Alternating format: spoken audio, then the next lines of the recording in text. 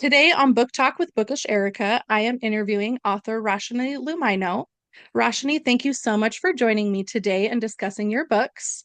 You have published quite a few books in the same series, Kingdom Legacy.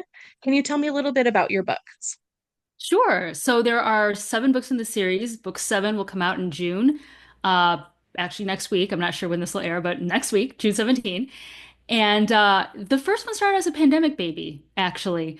When everyone was baking bread and cleaning out their houses, I did not do that. I was like, I have a lot of time on my hands, and so it was kind of cathartic to just write. So, fun fact, I'm a big fantasy and whatever nerd, and I always wanted to play Dungeons and Dragons. And I don't Okay. know, did you play D&D at all or? I have. I've played a couple times and it's actually a lot of fun. So I It's think great. more people should play it. They think it's super nerdy, but it's so much fun. Well, the random thing is, I went like pretty much my entire life never able to get into a game. It felt like Fight Club. People be like, "Oh, I play D&D," and I'd be like, "Can I join your game?" Like, "No, we're full up." And I'm like, "Okay," So like one person actually even was like, "I'm going to use your name for my character." I'm like, "But you're not going to invite me to play." I was like so Oh my mad. goodness. That is So frustrating. Jenica was the character I was supposed to play in a campaign that got derailed because of the pandemic. And so I was like, well, I have this, backstory, in my head. I might as well do something with it. And so that's what I ended up writing. So that is Heir of Amber and Fire, the first book in the series. And then I liked it so much I kept going. And I still haven't cleaned my house out. I love that. That is so cool. And I think that D&D is very useful for authors because it forces you to be creative. You have a character and a world, and you have to make decisions, and you have to kind of think through, okay, if I, throw this potion, what could happen? If I decide to go off with this group of people, what can happen there? And so I think that more authors should play D&D just because I think it really gets those creative juices flowing and just helps you to become a better world builder. I agree. And the other weird thing that was happening during the pandemic, so I'm also an actress, and for years my agents were like, you need to get into improv classes. When you go into commercial auditions, that's what they want to see. And I just never had time to actually do it because it was always during the workday, so I couldn't really like take off from my day job and like, drive down to Hollywood and do it. But during the pandemic, what are you going to do? So I just Yeah, through like a bunch of classes all online because I was able to just sit down and take the time. And I found improv and D&D is a lot of improv as well. All of it helped mhm. me be a better writer because I'm a total pantser. And just that, like, if this, then that, yes, anding like everything, it just really helped me as a writer. I can see that. So, for people watching or listening who aren't familiar with what a pantser is, can you kind of explain what that is and how that works into your writing process? Sure, sure. I mean, I think there's like two major camps, although I think now that we kind of have hybrids as well, plotters and pantsers. I think sometimes they call pantsers like discovery writers also. Plotters are just what it sounds like. They like to outline. They like to, I don't know if you've ever seen like screenwriters, they put up the whiteboards and they put all the index cards. I've tried that. I cannot wrap my brain around it. I've read Save the Cat. I just can't, by page 10 inciting incident, I just can't do it. My brain does not function that way. And then pantsers are more like, okay, well, Sally goes into the forest. What could happen? Oh, this happens. Okay, if this happens, this is how she reacts. Okay, and then this happens. And I mean, that's kind of like how life is, right? We don't script life, so. Mhm. And I feel like it kind of keeps the whole world open Mhm. because literally the whole world is your oyster. You can do anything that you want, within the constraints of your story, but it leaves things open. And I think sometimes authors get a little too stuck in their, whatever they outlined, but it's okay to change things along the way if that's what works better for your characters or for, whatever story you're writing. For So sure. I don't think I could be a pantser, but I have a lot of so I started writing a book, and Oh. I started pantsing for the first maybe one third of it, and Mhm. then I had to do an outline. I It mean, was just too much. I feel like there are definitely, just like there's traps as a plotter, there's traps as a pantser. For me, it was I didn't think far enough in advance. And so I would get to like say, 300 pages in and I'm like, oh, I can't do that here because that doesn't logically make sense. And so I'd have to like go back in my story, even now, like the current one I'm writing, I'm like, oh yeah, if this, well then that can't have happened. And I probably could have used a blueprint, you know? And I remember one of my early interviews when they asked me about book one, they're like, tell us about the magic system. I'm like, I don't know. I just kind of made it up on the fly. Like I didn't even really know what my world looked like until book three. And Oh, that's because I wow. hadn't plotted it out in advance. That's funny. Oh man.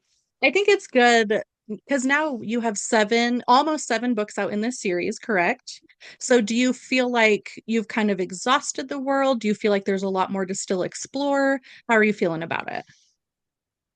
When I started the series, um, this is kind of craft and marketing now. I know they always tell authors, write in series, right? The more books, the better. It's lucrative, et cetera, et cetera. But I'm also an adult and I have things to do, and I don't always want to get into a series and be like, oh crap, it's 20 books? I don't have time and money for that. So I deliberately wrote it where you could kind of pick up any book in the series that looked interesting and be okay to start in the middle. And you can, pick up what's happening, but you don't have to have read everything, from book one to whatever to understand what's happening. Um, and it works and it doesn't for marketing purposes. I'm learning that now after seven books. But I mean, it was also what I wanted to write. And I think you kind of have to write what's true to your heart. Like I didn't want to write about just one person for seven books, you know? I'd like to do an offshoot series. Right now, I'm thinking of it like as a prequel series, to be honest. I only have about two stories in my head. So I'm kind of putting it on the back burner till I come up with like at least five, because I think that's more fair to readers to have more backstories than less. But yeah, I love that. I think that creating a series with multiple standalones in it is kind of the way to go for now. I think that's becoming more and more popular because, like you said, not everyone wants to start a series with 15 books in it. And I really like it because, like you said, I can read a couple books, maybe take a break, read something else, and I can come back to the series and I'm not completely lost. I don't need to reread the first three books to understand what's happening in the fourth one. And so I think that's really great for readers to know, oh, if I really like these tropes or if this character really interests me, they can jump in at any point in your series. for sure. I mean, so I come from a screenwriting background, and, I mean, I think there's a reason why, don't get me wrong, things like Friends, or Gilmore Girls were super popular, but like, that's daunting to be like, oh my gosh, 20 seasons of a show, and I have to start from the first one. But things like CSI and Criminal Minds have been going on forever because you can drop in and drop out whenever you want, and you're not really going to miss much, So there's pros and cons to both, but I feel like if you don't hook in early, like I know I wouldn't want to because it's just too daunting. Yes, that's very true. Daunting is a good way to describe that. There are some series or some authors that I haven't even touched yet because I know it's going to be quite the journey.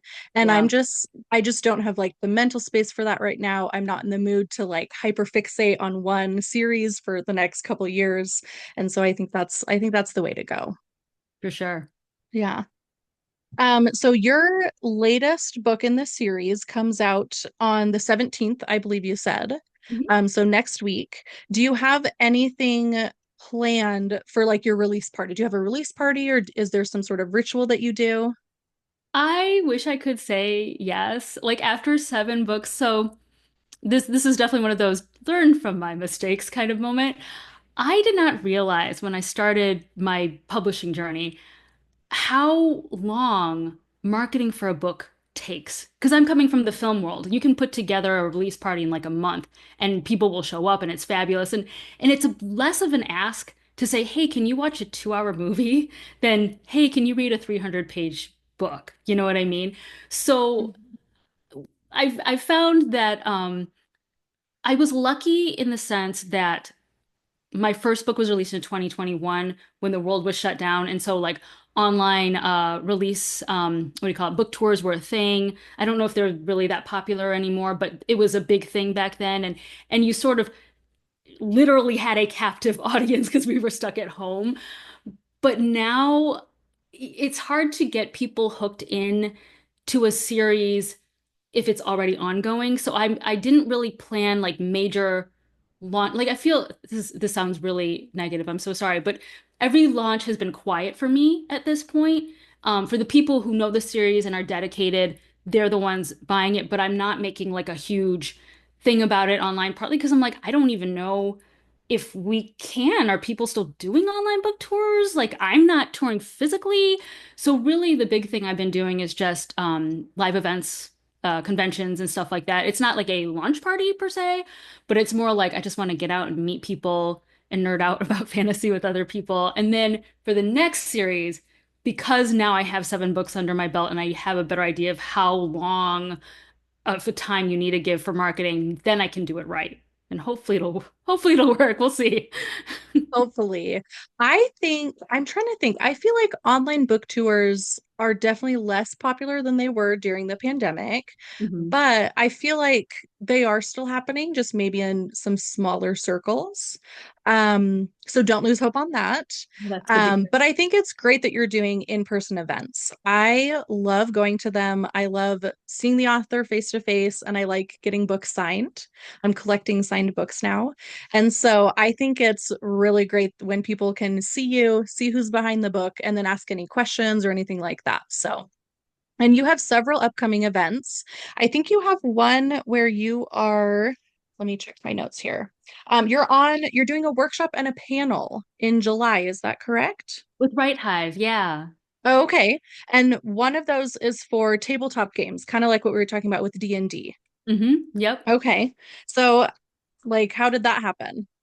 Right Hive is excellent. And I would say for anybody out there who is a writer, no matter where you are in your career, I love Right Hive. I don't even know how I found them. I think maybe I saw them on Instagram or something. Randomly, I found them online and they're just so supportive and a lot of their programming is free. Um, of course, donations are always welcome. So I will put that in there because they really are. And this is, I don't work for them or anything. So this is just me like espousing my love because seriously, they've been so supportive. They brought me in early to talk about, I think at the time it was uh, writing for comics or writing for other people's IP because that is still actually my day job is working on someone else's IP. And um, and I've just gotten hooked into the community since then. And they're just such a great group of people. I don't know. I just go join them. Go look them up. I love that. I actually don't know much about them, so I will look them up after Oh this because yeah. I'd love to hear more since with such like a glowing review of them. Um, Let me check my questions here.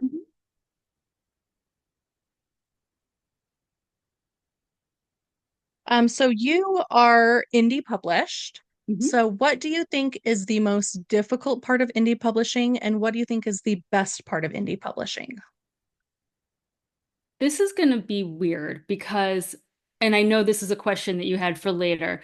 So I'm also an audiobook narrator, and I got my start in indie, and I narrate for a lot of big publishing houses now.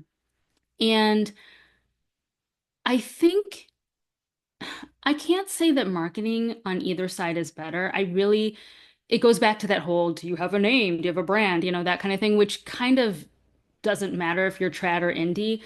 But I notice from reading indie and reading trad pubbed books is how much tighter the writing is in a trad pub book. They pay it. There's very few grammatical mistakes. There's very few contextual issues. Like they don't mix up which character's speaking or whatever. They're very very well polished and put together.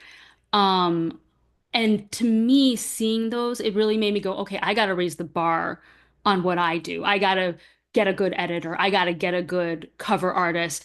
I can't just throw out my first draft and be like, it's perfect. I got to really work on this. You know what I mean? I got to get better at my craft because that's the level we're playing at as indies. That's the level people expect from us, and they should. We don't want to give them crap. So I think that's the biggest difference, I would say, like for anyone who's like, should I be indie? Should I be trad? Is yeah, you think the bar is here, the bar is like way up there, but don't be afraid to meet it. I love that. And that was going to kind of be my follow-up question was what advice would you give to someone? And I think you're right. I think there's a lot more criticism towards indie published books. And I don't always think that's deserving, or it's not deserving, I should say. But I think because of that, I think indie authors are held to a higher standard. Even if there's one spelling mistake, I've seen people give a 1-star review. And I've found very popular trope books that might have, a couple mistakes here or there, but for the most part, they are very well polished. Yeah. And so, would you say that if someone is trying to think of what they should invest in the most as an indie author, would you say that would be a good cover? Would that be a good editor? What do you think they should spend the most of their time and money in? Ooh, that's a good one. I would say this is kind of a weird roundabout way to answer the question, but I would say whatever you think you can hack, double check and see if you can. Because I see it a lot of times in the forums, people are like, oh, I make my own covers. And I'm like, but do you have an artist's eye? Do you know what's selling? Did you know UK and US covers are different? They are. What sells in market, in each market is different. Um, I've actually hacked my way a little bit. One of my only editor is my friend, but he and I have been in the same writing circle for years, and I trust his judgment, and I know he's very good with plot. I've also had my neighbor who's a screenwriter, and she's, had her scripts, like she's been on TV shows and stuff. So I don't mind having her beta read, because I know they have a really high level, even if like I'm not paying them much or they're not like professional. Things like that. Or like I do my own audiobook work, but that's because I know I can do it because I've done 150 of them. So I know how to produce an audiobook. So sometimes it's like you can hack it, but make sure you really are at that level. I don't have an artist's eye. I can draw a great stick figure for you. So I hired somebody good because I cannot do that. You know what I mean? So I think we overestimate what we can do, if that makes sense. I think we got to be honest with what our skill sets are, if that makes I sense. love Yeah. that. Yes, that makes perfect sense. And I think as indie authors, I think a lot of people are just so caught up in, oh, I have to do everything on my own. I have to do all of, obviously all the writing on my own, but all of the editing and cover design and marketing. But I think you also need to use your resources around you. Like you were saying, you have a neighbor and a friend who are very helpful, and they, this might not be their day job, but you can build community, you can talk to other authors. Hey, how did you edit? Or, do you have a good person you could recommend? And I think that people need to be okay with asking for help as an indie author rather than only doing everything on your own. For sure. And to add on, this is interesting too. Um, I don't always read the little like front matter, review glowing, little blurbs from people, but I did notice one of my favorite authors is Patricia C. Reedy. She's a children's fantasy YA-ish kind of author. She's been around for years. And I remembered reading it was either like the little blurbs in the front, the reviews, or a dedication. And I'm like, I know that author's name. And it turns out like her and a couple others who were all in that like 80s, 90s fantasy world, they were all in a writers group together. So think about, building community. Like if you were in a writers group with other people and you trade work with each other and, read each other's stuff, you might all come up together and then you can give each other little reviews in the front of your books. And, people be like, you were with so and so. Oh my God. Like it just kind of all works together. You just never know how it ends out. So. That's very true.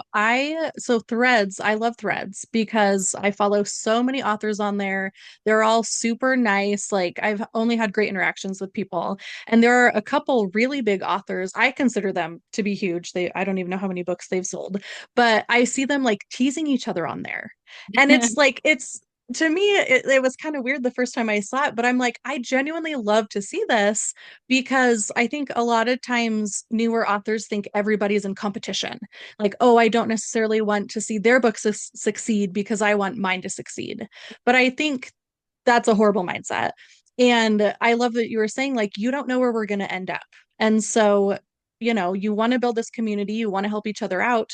And maybe you'll be a best-selling author along with your writing pals in the future. And that would be just so cool to see. And I think people just need to kind of keep that in mind For when things sure. get a little negative. For sure. I mean, like, so for example, I did a book fair, I think it was last fall, and across the way were two lovely authors who were definitely way more popular than I was. I was sitting across the way just watching their books sell like hotcakes, and I'm like, what are they doing? And I mean, like, I am a firm advocate of copying, not like, plagiarizing, but like, ooh, I really like her display. Ooh, I like those covers. Who's her artist? Those kinds of, and I went over there and I introduced myself. I'm like, who did your books? Like, I love the special edition art. Like, I would love to get a printing like that. We became friends and we trade information often where she's like, hey, I heard about this book fair. And I'm like, hey, did you hear about this one? Because we're close. Like she's San Diego, I'm in LA, but it's far enough away that it's not, you know what I mean? You know. So we'll tell each other about events or, how do you get into this con or whatever. And I'm like, yeah, we'll all come up together. It's fine. I love that. I think that's awesome. Do you have any plans to make special editions of your books? I would love to. When I saw them across the way, I was like, oh, I want that on my shelf. I just want to sell them just so I have one on my shelf. And my 499 other copies I gotta get rid of, as you do. I would love to do it for my next series, which is Gothic dark retellings of fairy tales. So I think that might be a really like lovely, I don't know, but they're so pretty. They're so They pretty. are. I don't have very many special editions, and I am gonna pat myself on the back for that because I do not have a good like I was gonna say self-control when it comes to buying books. your wallet will hate you. My wallet hates me right now. It's crying. Oh, I bet. But I love when authors do special editions, and now it's really popular to do a Kickstarter for Yeah. even a book that hasn't released yet. And I'm really excited to hear you say that you're going to do some Gothic fairy tale retellings because I love fairy tale retellings. So Oh. I am actually like really excited. Well, I'm glad to hear that I'm nearly done with the first one, which is a retelling of Little Red Riding Hood. I was going to slot in one before, but somehow the Red Riding Hood one just sort of. So the next one's going to be Beauty and the Beast, and I hope to incorporate. I don't want to give too much away, but I want to incorporate some Filipino horror elements into it. So I That would kind be of went down that awesome. rabbit hole, and they're scary. That would be super cool. I love fairy tale retellings because I like seeing how the authors make them unique. And so I don't know a lot about Filipino horror anything. So I think that would be really, really cool just to see because I think it would be a very special version of the story. I So appreciate that. I Thank will anxiously be following to see when you. those come out. And you'd be like, oh, look at Um, the special edition books. yes. Oh my gosh, yes, I would be really excited. Okay, so you, as you said, you are an audiobook narrator, for yourself and for other people. Mhm. And how do you feel like that affects your own writing? I think it's made me a better writer, honestly, because when you read that much copy, like I'm reading all the time. Like I said, I've done over 150. That's since 2020. So what are we now? 5 years. So 150 books, since 2020. So I'm reading all the time for work. And when you are surrounded by that much, whether it's, me going to movies all the time as an actor or, listening to a bunch of voiceover artists or something, when you're surrounded by that much talent, you just start picking up stuff, you know. So it's cool because I've been able to see like the trends. I've been able to see what works and what doesn't. I can, it's kind of funny, but like I love tropes because I can pick up, for example, romance is a very hot category, and I can pick up a romance book and know right away what voices every character has to have based on tropes and who they are. And it just makes it easier and fun. I don't know. So, That is really cool. I never even thought, obviously, I don't do voice work. Um, but it's interesting that just by the tropes, you can tell what voice to use or what voice the character should have. mhm. Is there anything else, like anything special that you have to do to get into a character's voice, or is it just as simple as, hey, I know what the book is about, I know the tropes, I know a little bit about it, and then you're good? It's really honestly the tropes. Like as much as like we dog on like tropes and marketing, it makes a difference, as far as like, is she the ingenue who's quirky and fun, or is it the brooding, handsome man that she falls in love with? Or maybe it's the best friend who always has an opinion about everything. You know what I mean? It's one of those things that you just sort of like you feel instinctively, but there's a reason the tropes work, and it makes for fun storytelling. I don't mind retreading the same territory over and over again. I love that. And I love that we got a little sampling. I was going to try to figure out how to like naturally ask you to do like a little voice sample. So I'm glad that it just came out because that was beautiful. Thank you. I I listen to a lot of audiobooks. I listen to audiobooks every day and I meant to check before our chat to see if I had listened to ones that you had narrated, and I didn't. But I am going to look it up afterwards, just because I'm curious. And I did Oh, listen to awesome. your samples on your website, and I Oh, was thank like, you. she is very impressive. I Like you appreciate can that. do every voice. So Thank you. congrats. Um, Speaking of tropes, you said that found family is one of your favorites. Can you kind of explain what that is and why you love it so much? Oh, I'm sure there's like a textbook definition for found family, but for me, it's like it can be blood, it's usually not. It's people that you connect with on a soul level, either through common interest, common cause, but something about having that person in your life, you are better for having them in your life, and you know, your world would be a lot worse if they were gone. You know what I mean? Um, I don't know. It's probably, I don't know why it's one of my favorite tropes.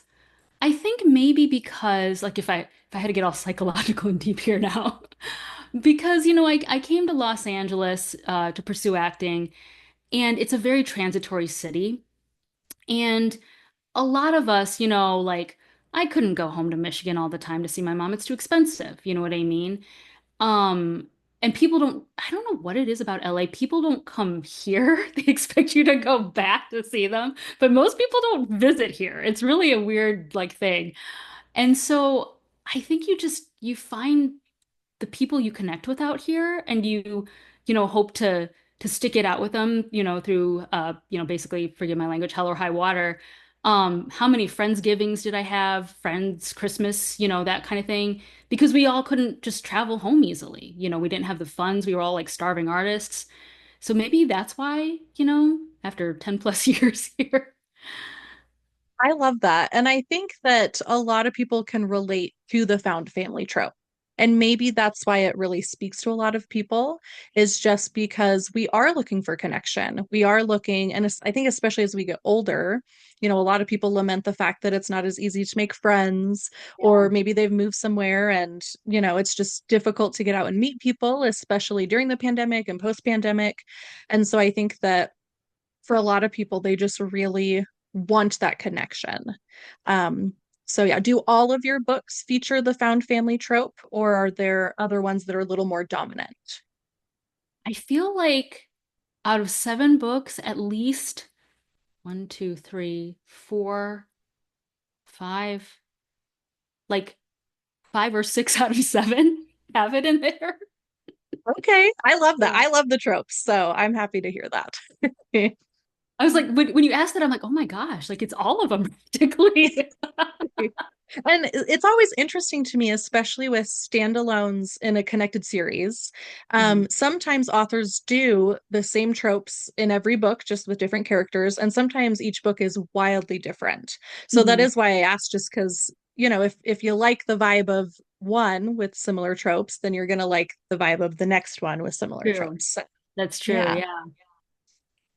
Again, I didn't plan it because I'm a pantser. It just happened. But Yeah, like you said, you write what you love. And exactly. so obviously that is a trope you said that you love it, but you can tell how much you really love it because it is coming out in all of your books. So most of them. So I love that. Okay, we are getting a little short on time here, so let me just look and see if there's maybe one or two questions I want to go over. Let's see. Oh, so out of your 7 books, do you Mhm. have either a favorite character or favorite book that you've written? Ooh. Characters, actually. I would say Reese and Farah. I don't want to give away too many spoilers, but you meet them in book 1, and they do make appearances in books 2, 4, and 5. and six. Um, but they're kind of like my comedic duo, and I don't know, like they somehow became like fan favorites as well, even though when I first like started writing, I didn't know who was going to end up where. I honestly thought Janica, who's the main character of one, would be like the connecting thread, and somehow it ended up becoming this mercenary duo. I love that. I always really like the comedic relief in books. I don't know why. I think it's just because they're meant to be enjoyable characters. You're Yeah. meant to like them, especially, if things are getting a little bit heavy, they're there to make a joke. And I didn't realize it until fairly recently that every book series that I like, I always love the comedic relief. So I'm glad that you continue to use them throughout the series rather than dropping them after book one. Yeah. Yeah. Okay, well, I think that's all that I have for today. Thank you so much for your time. I Oh, loved thank hearing you. about your books. The last thing is actually where can readers find your books? I know you have signed ones on your website, Mhm. and where else can readers find them? So besides on Rachanee.net, which is my website, Amazon, Barnes& and Noble, Kobo, Google, Apple, basically anything online. Haven't gotten them in the physical stores yet, so that's the next step. And you can always ask your local library to stock them. I would love that. I do know, I think they're on Hoopla and Overdrive. So if your library uses that, you can always request it. And fun fact from a former library worker, if you request and they order, usually you're first in line to get it. So, Oh, I didn't know that. oh yeah. I have been going through and requesting, or I do like the notify me Mhm. on like Libby for when Mhm. the book's available, and then I've been trying to submit requests as well. So I will submit a request to my library to get your book because that would be Nice. awesome. It isn't available, or any of your books available in Kindle Unlimited? No, they are on the Kobo, what's the Kobo subscription name? There's a Kobo subscription, Okay, but they're perfect. not in Kindle Unlimited. That's right, of course, because then it would have to be exclusive. But should have mentioned this. They're on Tapas. So if anybody likes to read the serial novels, Tapas does comics and serial novels. The entire series is on Tapas. Perfect. Awesome. So readers have a lot of options, which I am happy to hear about. Yay. Okay, well, thank you so much. If anyone is listening or watching, please go and support the author. Obviously, you can help support by reading her books, but you can also follow on social media, like and comment on any posts, and recommend her books to everyone that you know. So Rashni, I just want to say thank you so much for your time, and I appreciate you answering my questions today. Oh, thank you so much for having me. This was so much fun.